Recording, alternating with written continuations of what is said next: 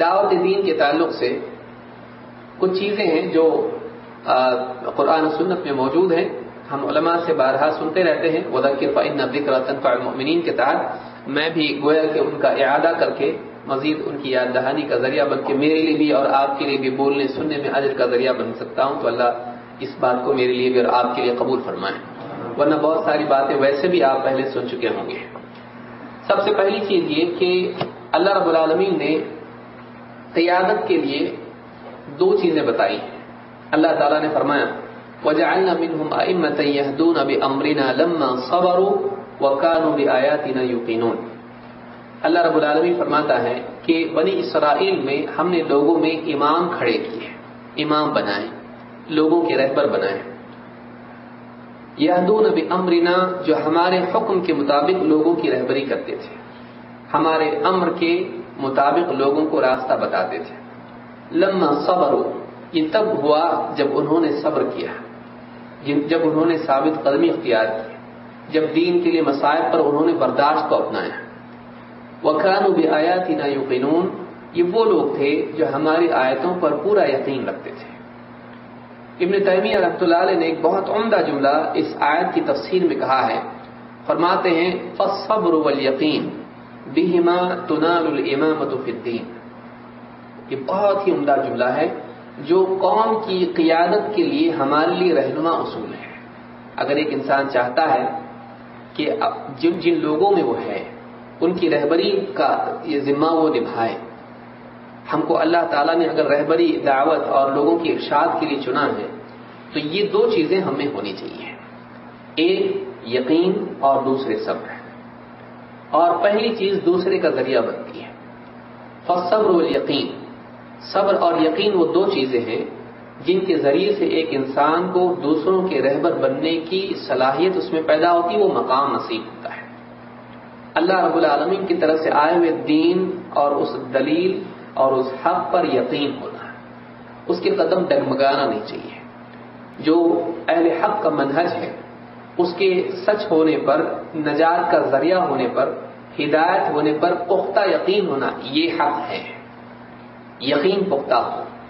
قرآن کریم کی آیات میں جو حق ہے, احادیث میں جو حق ہے, جس حق پر ہمارے اسلاف چلے ہیں, اس کے نجات کا ذریعہ ہونے اور حق ہونے میں یقین ہونا, یقین ڈاواں ڈول نہیں ہونا چاہیے. اور دل کا یقین جب پختہ ہوتا ہے تو قدم بھی پختگی سے راستے پر جمتے ہیں. انسان میں برداشت کرنے کی صلاحیت پیدا ہوتی ہے, وہ تکلیفوں کو برداشت کرتا ہے کیونکہ دل میں یقین ہوتا ہے. حضرت بلال رضی اللہ تعالیٰ کی برداشت کا سبب کیا تھا؟ دل کا یقین تھا.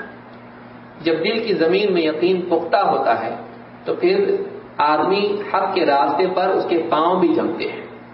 یہ دو چیزیں اگر انسان میں پیدا ہو جائیں تو واقعی وہ قوم کے لیے رہنما اور رہبر بن سکتا ہے. لہذا اگر دعوت کے میدان میں ہم دوسروں کے لیے رہنما بننا چاہتے ہیں, دوسروں کی رہبری کا فریضہ انجام دینا چاہتے ہیں, یہ دو چیزیں کم سے کم ہمارے اندر ابتدائی طور پر ہونی چاہیے, صبر اور یقین. کیونکہ دعوت کا میدان صبر چاہتا ہے. یہاں مٹھائی سے زیادہ پٹائی ہوتی ہے, خاص طور سے ہمارے اپنے ملکوں میں. ایک آدمی دعوت دینے کے لیے جائے گا, دیکھے گا شرکیہ ماحول ہے, وہاں پر بتایا کہ بھائی اللہ ہی ہے جس کی عبادت کرنا چاہیے اور شرک سے بچنا چاہیے, نبی صلی اللہ علیہ وسلم کی سنتوں کی اتباع کرنا چاہیے اور ہم کو فلاں چیز سے بچنا چاہیے.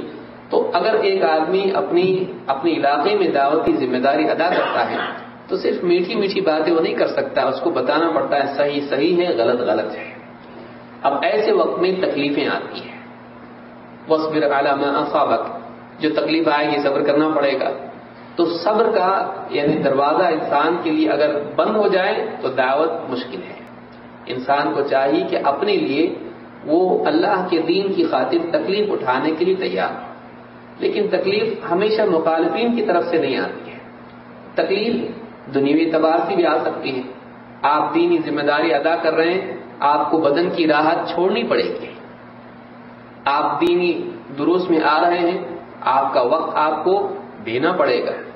تو بیوی بچے ہیں, انسان کے بعض اوقات وہ بھی ذمہ داری ہوتی ہے, بعض اوقات دعوتی ذمہ داریوں میں کبھی کبھی اس پر بھی زد آنے لگتی ہے اور ہوم منسٹری سے کبھی کبھی پریشانی آنے لگتی ہے. تو انسان کو یہ ساری چیزیں برداشت کرنی پڑتی ہیں. آدمی جب تک کہ برداشت اس میں نہ ہو آدمی میں وہ ٹک نہیں سکتا ہے. کتنے لوگ ہیں کبھی گھر کی طرف سے، کبھی رشتہ داری کی طرف سے، کبھی جاب کی طرف سے، کبھی کسی اور وجہ سے، کبھی جسمانی آرام کی وجہ سے وہ برداشت نہیں کر پاتے ہیں اور میدان چھوڑ کے بھاگ جاتے ہیں. صبر کے بغیر ایک انسان اپنے مقصد پر جمع نہیں رہ سکتا، چاہے وہ مقصد باطل کیوں نہ ہو. آپ دیکھیے کتنی عجیب بات ہے، شیطان 24 گھنٹے لگا ہے 24/7. کسی دن میں آپ دیکھیے وہ چھٹی کا ہے، اس کے پاس دن نہیں ہے. آپ فجر کے وقت میں آ جاتا ہے، علیک رات میں آ جاتا ہے، علیک لیل طویل، فرق ہوتا ہے. لمبی رات تیرے پاس ہے، سویا رہے. نمازوں میں آتا ہے، اذان کے بعد بھاگتا ہے، پھر اقامت، پھر بھاگتا ہے، پھر آتا ہے.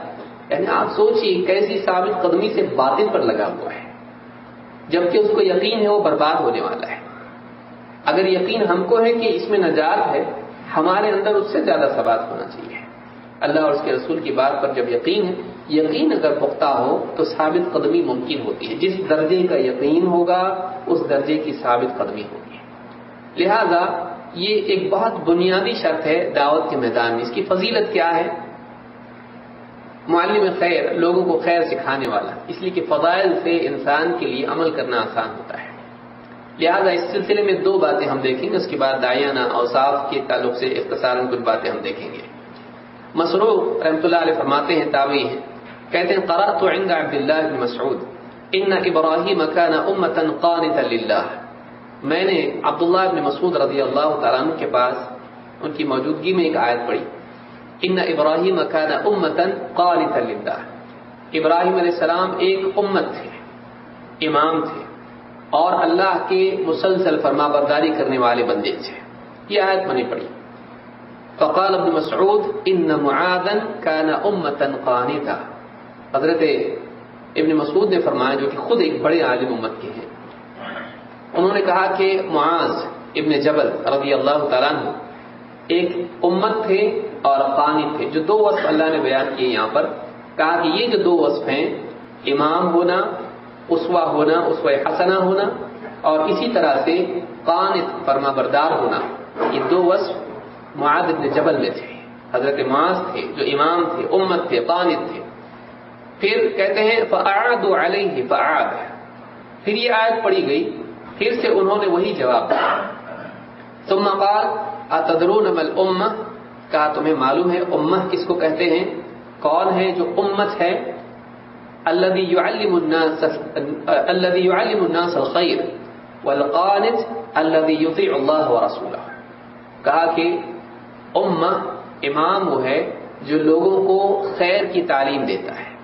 جو تعریف اللہ تعالیٰ نے ابراہیم علیہ السلام کی ان ابراہیم كان امة، کہتے ہیں کہ وہ جو امہ جو کہا ہے، جو لوگوں کو خیر کی تعلیم دیتا ہے، وہ بھی اس وصف کا حامل ہے. اور کہا کہ والقانت، قانت کون ہے؟ فرمانبردار. کہا کہ الذی یطیع اللہ ورسولہ، جو اللہ اور اس کے رسول کی فرمانبرداری کرے، جو دائیں بائیں یہاں وہاں جانے والا نہ ہو، سماج نفس اور لوگوں کے پیچھے چلنے والا نہیں، جو اللہ اس کے رسول کی فرمانبرداری کرتا ہو، جو اللہ اس کے رسول کا فرمانبردار ہو، یہ قانت ہے. اگر یہ 2 چیزیں ہمارے اندر آ جائیں، یہ نجات کے لیے بہت بڑی چیز ہے. اور یہ وہ تعریف ہے جو ابراہیم علیہ السلام کی اللہ تعالیٰ نے کی. اس روایت کو امام الحاکم نے اپنی المستدرک میں روایت کیا ہے. اسی طرح سے اللہ کے نبی صلی اللہ علیہ وسلم فرماتے ہیں فضل العالم علی العابد کفضلی علی ادناکم. عالم کی فضیلت ایک عام انسان پر ایسی ہے، عبادت کرنے والے پر، جو عبادت کرتا ہے لیکن دعوت اور تبلیغ کے یا لوگوں کو تعلیم کے میدان میں نہیں، وہ اپنی عبادت میں لگا رہتا ہے. ان دونوں میں فرق کیا ہے؟ کہا کفضلی علی ادناکم. یہ فرق ان میں تفاوت کیسا ہے؟ کہا ویسے جیسے میری فضیلت تم میں سے ادنا انسان پر ہے، ادنا امتی پر جیسی میری فضیلت ہے، ویسے ایک عالم کی فضیلت ایک عابد پر ہے. اور کہا ان اللہ عز وجل وملائکتہ واہل السماوات والارض حتى النملة في جحرها وحتى الحوت ليصلون على معلم الناس الخير.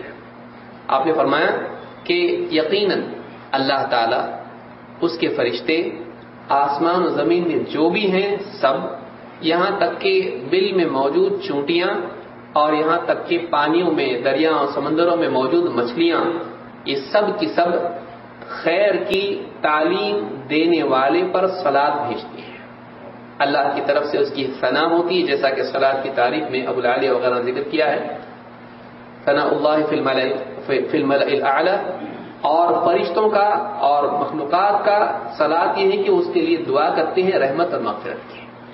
تو آپ دیکھیں کہ جو لوگوں کو خیر کی تعلیم دیتا ہے، مخلوقات اس کے لیے مغفرت اور رحمت کی دعا کرتے ہیں۔ تو یہ بہت بڑی چیز ہے۔ اس حدیث کو امام الترمذی نے روایت کیا اور شیخ الالبانی نے اس کو صحیح کہا ہے۔ تو اس حدیث سے بات معلوم ہوتی کہ جو آدمی لوگوں کو خیر کی تعلیم دیتا ہے، اور اس میں عالم کی قید نہیں ہے، آپ غور کریں کہ عالم کی فضیلت بیان کرنے کے بعد لوگوں کو خیر کی تعلیم دینے والے کی فضیلت بیان کی گئی ہے طبعاً۔ تو جو عالم نہ بھی ہو لیکن جو خیر اس کے پاس ہے، اگر لوگوں کو سکھانے کا مستقل وہ کام کرتا ہے تو اس کے لیے ساری فضیلت ہے کہ تمام مخلوقات اس کے لیے مغفرت کی اور رحمت کی دعا کرتی ہیں۔ اس ذمہ داری کو نبھانا انسان کے لیے سعادت کی چیز ہے، اس ذمہ داری کا اہتمام کرنا انسان کے لیے بہت بڑے شرف کی اور نجات کی چیز ہے۔ اللہ رب العالمین اس ذمہ داری کو نبھانے کی ہم سب کو توفیق عطا فرمائے، لیکن اس کے لیے اوصاف ضروری ہے۔ جیسا کہ شیخ محترم نے فرمایا کہ کسی بھی میدان کے لیے اس کے اپنے کچھ اصول، قواعد اور اوصاف ہوتے ہیں کہ جن کا حامل اس انسان کو ہونا چاہیے جو ذمہ داری کو نبھا رہا ہے۔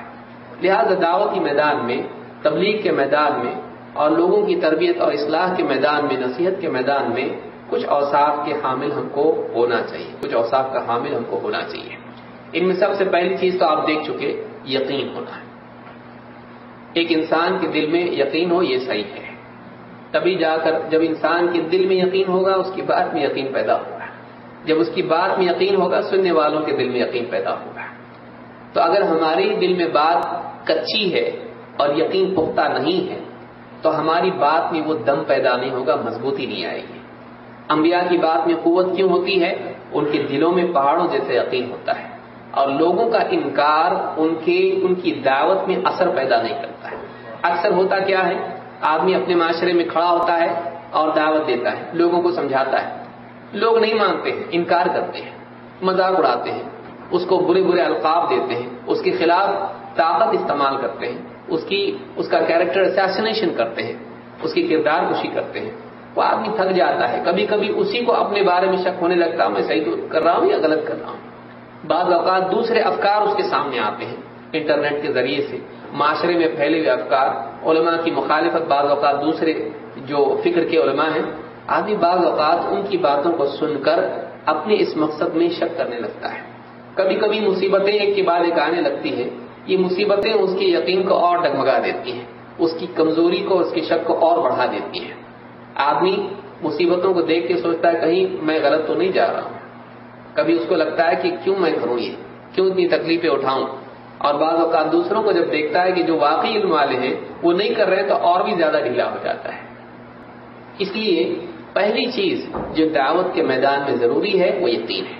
اللہ تعالیٰ نے فرمایا فاصبر ان وعد اللہ حق، اے نبی آپ صبر کیجیے، اے نبی آپ جمے رہیے۔ صبر کے ایک معنی جمنے کے بھی ہے، آپ جمے رہیے اپنی دعوتی ذمہ داری پر۔ ان وعد اللہ حق، یقین رکھیے کہ اللہ کا وعدہ سچا ہے۔ ولا يستخفنك الذين لا يوقنون، اور یقین نہ کرنے والوں کی بے یقینی کہیں آپ کو اس معاملے میں، دعوت کی ذمہ داری میں استخفاف پر آمادہ نہ کرے۔ کہیں ایسا نہ ہو کہ آپ اس میں ڈگمگا جائیں، کہیں ایسا نہ ہو کہ آپ کا کام کمزور ہو جائے۔ جو لوگ آپ کی بات نہیں مانتے، آپ کی بات پر یقین نہیں کرتے، ان کی بے یقینی سے آپ کا یقین کمزور نہیں ہونا چاہیے۔ بعض اوقات کچھ تحریکیں اٹھ جاتی ہیں اور ہم لوگ سوچتے ہیں کہ اس کا دنیا میں بول بالا ہو رہا ہے تو ہم صحیح کر رہے ہیں کہ غلط ہے۔ یہ دعوت چلے گی کہ نہیں؟ یہ دعوت ضرور چلے گی۔ انکار کرنے والوں کا انکار اس کو کمزور نہیں کرنا چاہیے۔ ہم مسلسل دعوت دیتے رہے، انبیاء آئے، ایک نبی کی بات ماننے والا ایک آدمی، 2 آدمی، 3 آدمی، کسی کے ساتھ کوئی بھی نہیں۔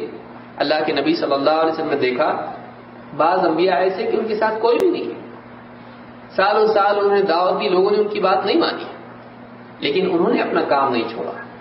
لہذا ہمارے کام کی مقبولیت حقانیت کی دلیل نہیں ہے، اس کو ہمیشہ یاد رکھیں۔ بعض اوقات مقبولیت کو حقانیت کی دلیل بنایا جاتا ہے، ضروری نہیں. اگر واقعی یہ اصول ہوتا تو کئی انبیاء جن کی بات کسی نے نہیں مانی کیا وہ باطل پر تھے؟ کسی علاقے میں ہم دعوت دیتے رہے سالوں سال، نئی دعوت لوگوں نے قبول کی، لیکن اس دعوت کے اثرات کبھی نہ کبھی اللہ تعالیٰ پیدا کرتا ہے. لہذا ہم کو چاہیے کہ ہم یہ نہ دیکھیں کہ دوسری تحریکیں بعض اوقات سیاسی تحریکوں کا یہ دور ہے.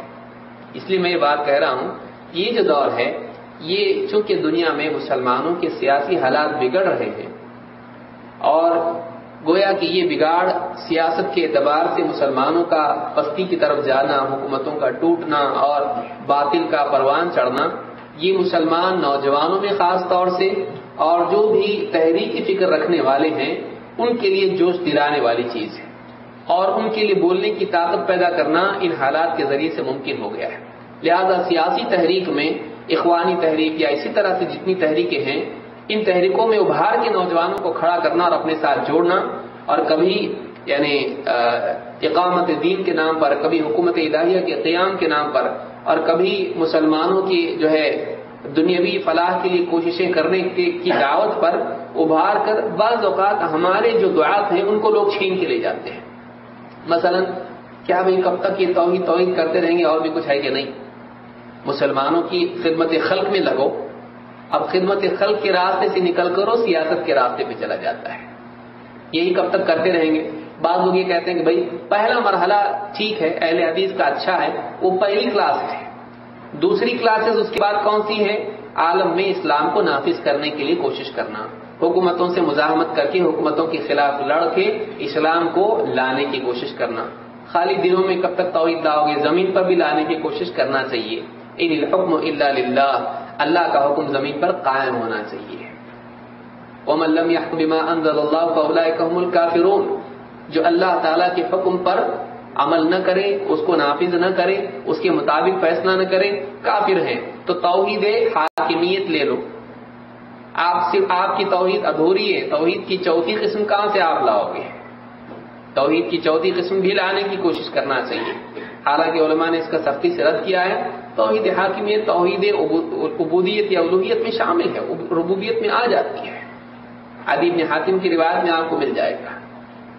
لہذا اس طرح کے بعض نعروں میں ہمارا جو نوجوان ہے، جو کچے کانوں والا ہوتا ہے، اس میں پیچھے لگ جاتا ہے. وہ بھی یہ دیکھتا ہے کہ درس کب تک، خطابات، خطبے اور پڑھو اور سنو، کب تک یہ؟ تھوڑا سا کچھ ایکٹیویٹی بھی ہونا چاہیے.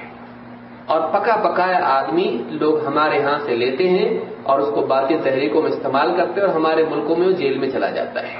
اب دو دعوت یوسف علیہ السلام کی طرح. اب وہاں پر آدمی جو باہر کر سکتا تھا نہیں کر سکتا ہے، وہاں جا کے اور بڑا کرمنل ہو کے آتا ہے. تو اس طرح سے یاد رکھیں، ہمارا یقین پختہ ہونا چاہیے. یہی کام ہے، یہ کام ہے مساجد میں اور جہاں ممکن ہے لوگوں کو اللہ سے جوڑنا. نماز اب آپ کے ہاں تو بس آپ لوگ حیض و نفاس کے ہی بتانے والے ہو. طہارت، نماز کب تک، ذکر، تلاوت، اور یہ کیا ہے؟ حکومت کے معاملے میں بات کرو، کھل کے بولو، شرک کے بارے میں، باطل کے بارے میں بولو. اس طرح سے جو ہے ورغلا کے ہمارے داعیوں کو بہت سارے تحریکی مزاج کے لوگ، سیاسی دعوت والے، جن کے یہاں پر اسلام سیاست کا حصہ ہے، ہمارے ایسا نہیں. ہمارے کیا ہے؟ سیاست اسلام کا حصہ ہے. ان کے ہاں اصل اسلام سیاسی معاملات میں ہے. ان کے ہاں طاغوت کی تعریف بھی اگر ہے تو وہ سیاسی اعتبار سے ہے. جس آدمی کے ذہن میں جو تحریکی ذہن کا ہوگا، آپ لفظ طاغوت بولتے ہو، اس کے ذہن میں گورنمنٹ آئے گی. حالانکہ انبیاء نے جس طاغوت کے بارے میں مستقل کام کیا وہ کون سا طاغوت تھا؟ قبر والا طاغوت، بتوں والا طاغوت، شرک والا طاغوت. لیکن جب سیاست ذہن پر غالب آتی ہے تو اسلامی اصطلاحات بھی سیاسی رنگ اختیار کر لیتی ہیں. تو دھوکہ نہ کھائیں اور اپنی ساری زندگی کی کوششوں کو اور علماء کی محنت کو برباد نہ کریں. اس سے جڑے رہیں، اسی پر کام. ہمارے جو اکابر علماء ہیں انہوں نے جو ہم کو بتایا یہ کرنا ہے، یہی کرنا ہے. اپنی عقل ان سے زیادہ لڑانے کی کوشش میں نقصان ہوتا ہے. یقین ہونا چاہیے یہ صحیح ہے، یہی صحیح ہے. ایسا نہ ہو کہ ہم یعنی دوسری تحریکوں کے فروغ کو دیکھتے ہوئے اور عالمی سطح پر بعض چیزوں کے پنپنے کو دیکھتے ہوئے ہم یہ سمجھنے لگے کہ کہیں یہ زیادہ اچھا تو نہیں ہے. ٹھیک ہے، ہمارا غلط نہیں ہے، لیکن اس سے اچھا یہ ہے، یہ کبھی نہیں ہونا چاہیے. یہ ہمارا کام ہے، ہم موت تک کرتے رہیں گے، یہ ہمارا ذہن ہونا چاہیے. سیدھا سادہ بھولا بھالا کام ہمارا ہے، اسی کو ہم کرتے رہیں گے، اسی میں نجات ہے. پہلی چیز. دوسری چیز، ایک تو یہ یقین ہونا چاہیے، پھر اس میں دلائل پر یقین ہونا، قرآن و سنت کی باتوں پر یقین ہونا، جدید تشریحات کی طرف نہیں جانا. ہمارے جو اسلاف نے ہم کو بتایا یہی ہے، یہی حق ہے. سلف کے منہج کو پکڑ کے رہنا، سلف کی تشریحات کو لے کر چلنا، جدید تشریحات کے پیچھے نہیں پڑنا، چاہے کتنی خوشنما کیوں نہ ہو، چاہے کتنی خوبصورت کیوں نہ ہو. دین کی جدید تشریح وہ تشریح تک چلا جاتا ہے، تشریعات تک چلی جاتی ہیں، کیونکہ جدید تشریح کا دروازہ کھول دیتی. اس کو یہ سمجھیں کہ آدمی اتنا نیا کرتا چلا جاتا ہے کہ لوگوں کو سمجھانے کے لیے وہ اسلام کی ایسی تشریح کرتا ہے جو خود ایک نئی شریعت لانے کے معنی میں مترادف ہوتی ہے.